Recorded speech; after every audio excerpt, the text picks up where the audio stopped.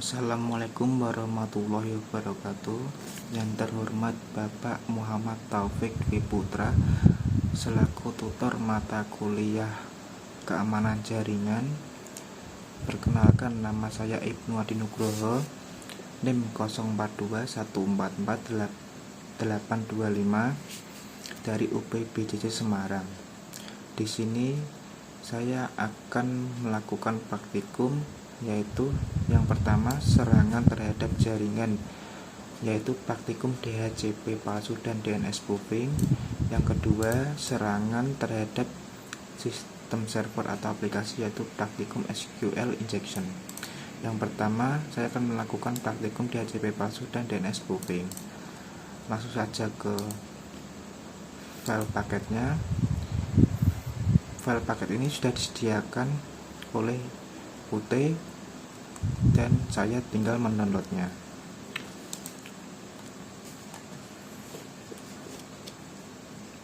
Yang pertama, DHCP client harus memperoleh alamat IP berkisar dari 192.168.10.100 hingga 192.168.10.199 dan parameter DNS 192.168.10.3 serta default gateway 192.168.10.1. Kemudian pastikan semua PC 0 dan PC 1 memperoleh alamat IP dari DHCP server. Saya cek terlebih dahulu. PC 0 memperoleh alamat IP 192.168.10.101. Kemudian PC 1 memperoleh alamat IP 192.168.10.100 dan DNS servernya 192.168.10.3. Yang PC 0 sama, DNS servernya sama dengan DNS server DHCP server. Kemudian saya akan mengecek DNS server.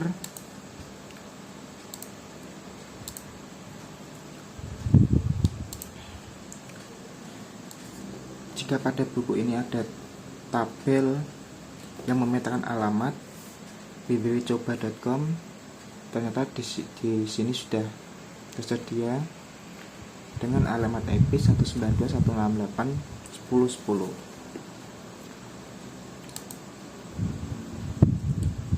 Dan tabel tersebut merupakan server yang memiliki IP 192.168.10.10 sehingga mengakibatkan Workstain dapat mengakses server 192.168.10.10 dengan menggunakan nama www.coba.com. Kemudian di sini saya akan mengecek PC 0 dan PC 1 apakah bisa mengakses pada web tersebut atau tidak. Yang pertama PC 0 terlebih dahulu.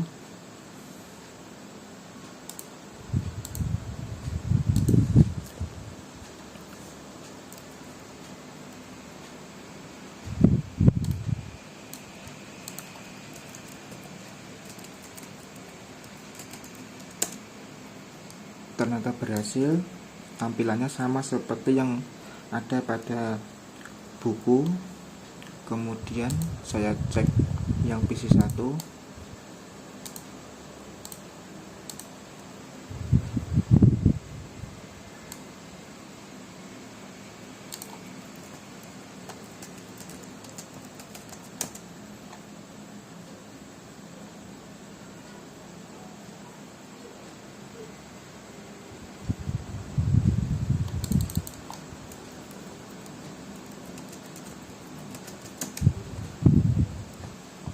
Berhasil, sama seperti PC 0.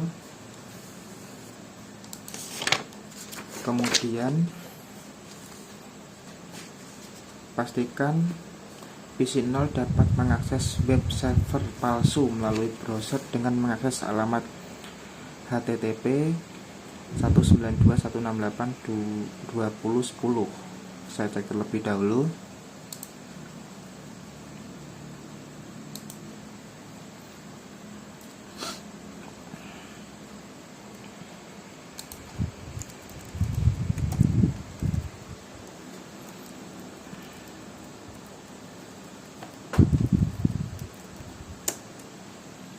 benar berhasil, dan ini merupakan tampilan web palsu yang isinya dibuat mirip seperti yang ada pada tampilan web sebelumnya. Kemudian langsung ke tahap percobaannya. Di sini siapkan satu server yang akan dijadikan sebagai server DNS dan DHCP palsu. Kemudian pasang alamat IP secara statik dengan alamat yang satu network address dengan jaringan 192.168.10.0, misalkan 192.168.10.102, dan default gateway 192.168.10.1. Di sini saya akan membuat server baru.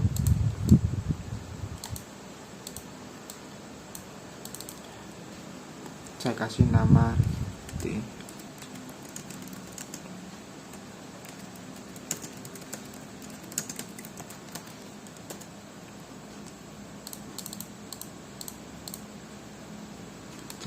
DHCP dan DNS server palsu. Kemudian saya akan set terlebih dahulu network address-nya.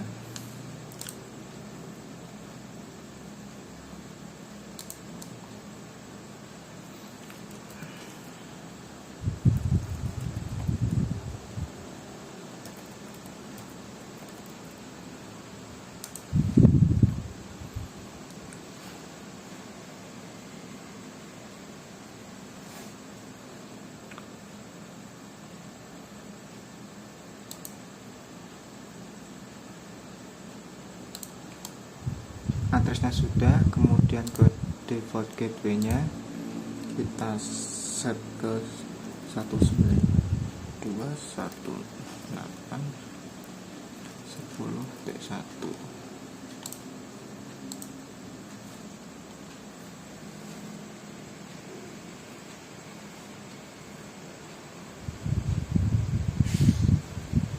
Kemudian sambungkan server ke switch.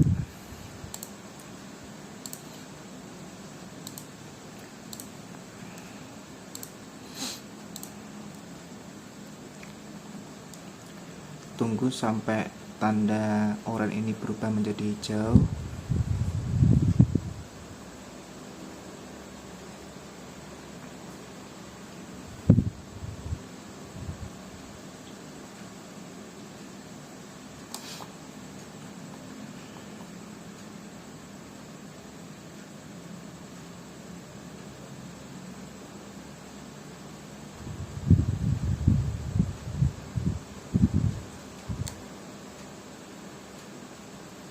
Kemudian saya di sini akan mencoba cek konektivitasnya antara DHCP server yang palsu ini dengan PC 0.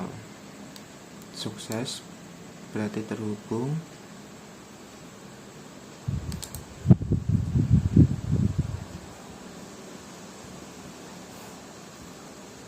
Kemudian pastikan server sudah terpasang alamat IP melalui command prompt. Gunakan perintah ipconfig.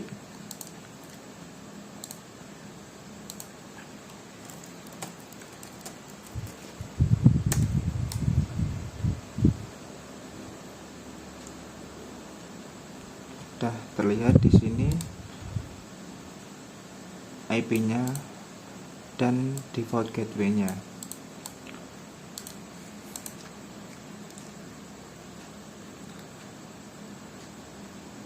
Kemudian saya akan menyeting server yang saya buat tadi sesuai dengan buku panduan.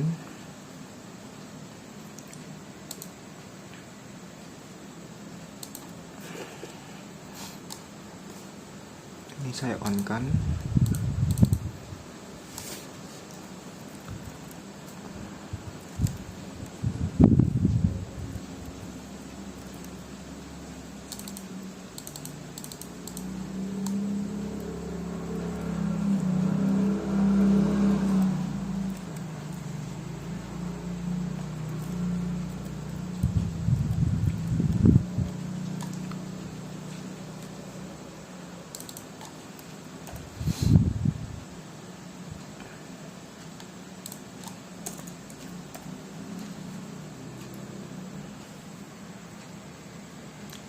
kemudian save. Kita beralih menyeting DNS nya, kita on kan, kita kasih nama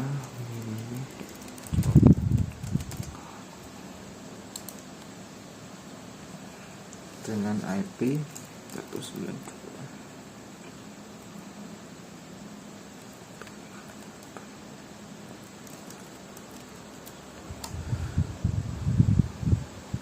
Kemudian kita add, sudah muncul.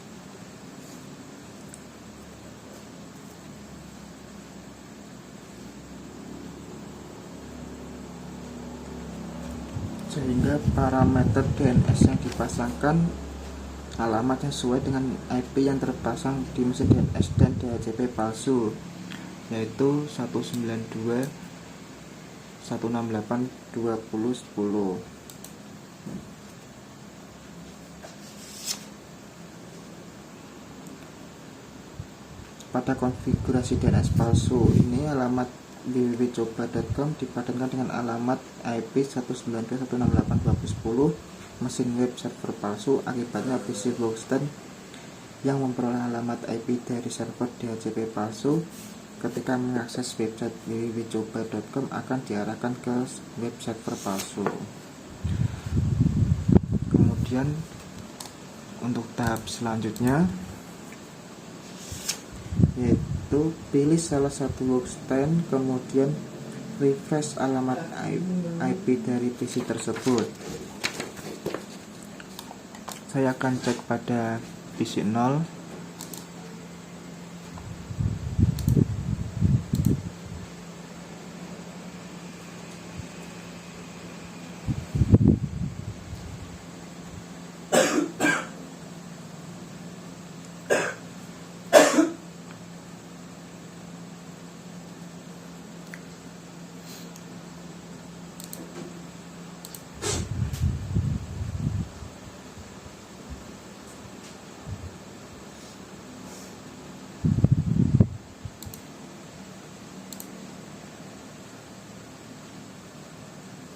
Di sini sudah 50,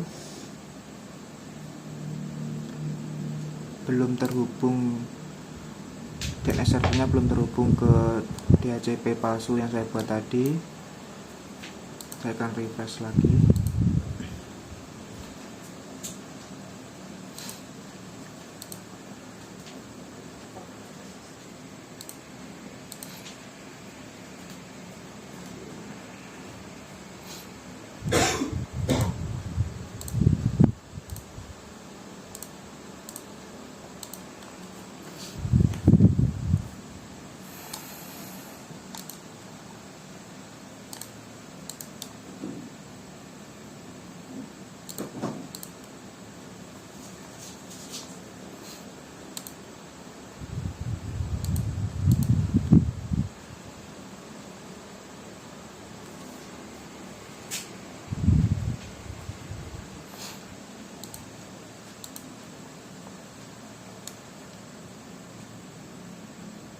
Tunggu sampai hijau terlebih dahulu.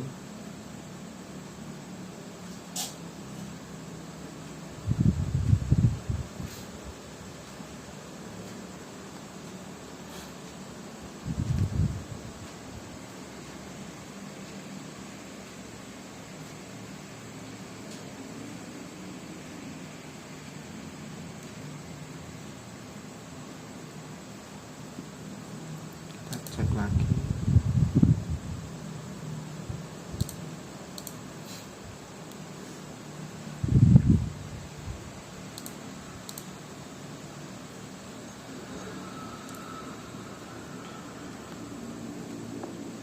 Dan ini sudah muncul mendapatkan IP di angka 51. Jika melihat dari buku panduan, akan memperoleh alamat IP yang berkisar dari 50 sampai 99 dan DNS di angka 102. Dan sudah terlihat di sini di angka 102. Berarti PC 0 ini memperoleh alamat IP dari server palsu dan siap menjadi korban.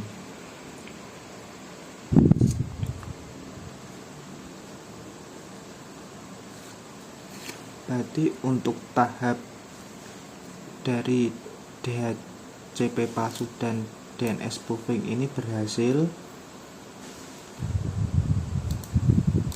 Kemudian saya akan lanjut ke praktikum kedua, yaitu serangan-serangan terhadap sistem server atau aplikasi, yaitu praktikum SQL injection.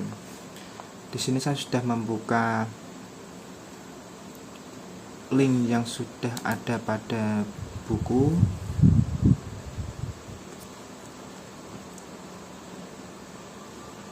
Dan di sini terlihat ada sebuah web. Di sini saya akan melakukan sesuai dengan perintah yang sudah disediakan pada web ini. Kemudian next dulu. Berikut adalah dan saya next. Kemudian saya disuruh memasukkan email dan kata sandi.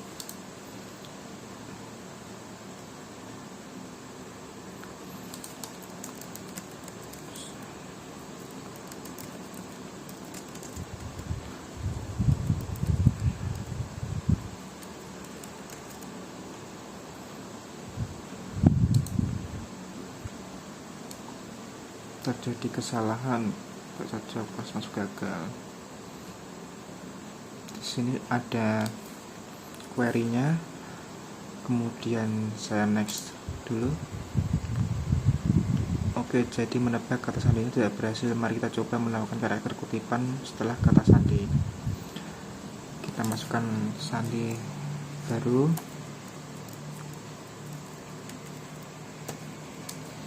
Dan masuk. Tetap terjadi kesalahan tidak terduga. Ini query-nya. Kemudian saya next lagi. Ada keterangan aplikasi mogok karena kesalahan yang tidak terduga. Apa maksudnya? Saya next lagi coba. Log menunjukkan kesalahan sintaks SQL. Ini menunjukkan bahwa karakter kutipan mengacaukan sesuatu dengan cara yang tidak terduga. Saya next lagi.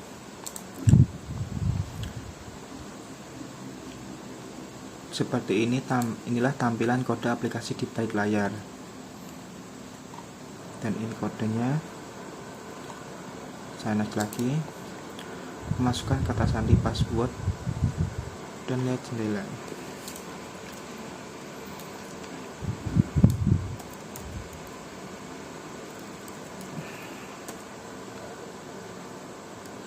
Ternyata setelah saya memasukkan kata sandi yang di sini, langsung muncul pada query-nya.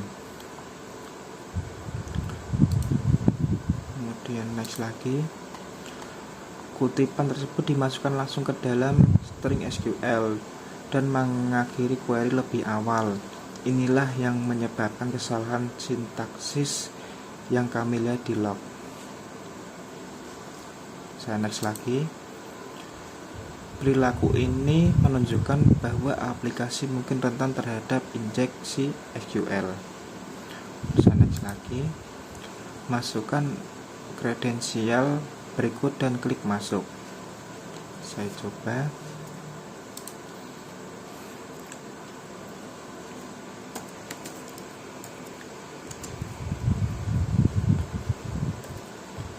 Dan masuk. Ada pemberitahuan dan kami berhasil mengakses aplikasi tanpa harus menebak kata sandinya menggunakan injeksi SQL. Saya next.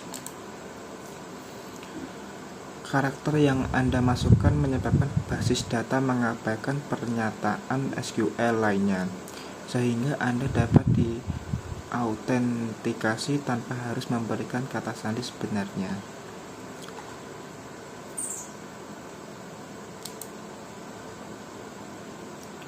Ternyata sudah selesai. Sekarang kita sudah tahu cara kerja injeksi SQL. Mari kita pelajari cara melindungi diri dari serangan semacam ini. Kegiatan praktek saya hari ini sudah selesai. Mungkin kesimpulan yang dapat saya sampaikan adalah dari kedua praktikum yang telah saya jalankan barusan menunjukkan berbagai teknik serangan yang digunakan untuk mencuri data atau meretas sistem dengan memanfaatkan celah dalam konfigurasi jaringan atau validasi input aplikasi web. Mungkin cukup sekian. Mohon maaf Bapak apabila dalam penyampaian saya masih kurang lancar dan ada tata bahasa saya yang kurang tepat, saya mohon maaf. Wassalamualaikum warahmatullahi wabarakatuh.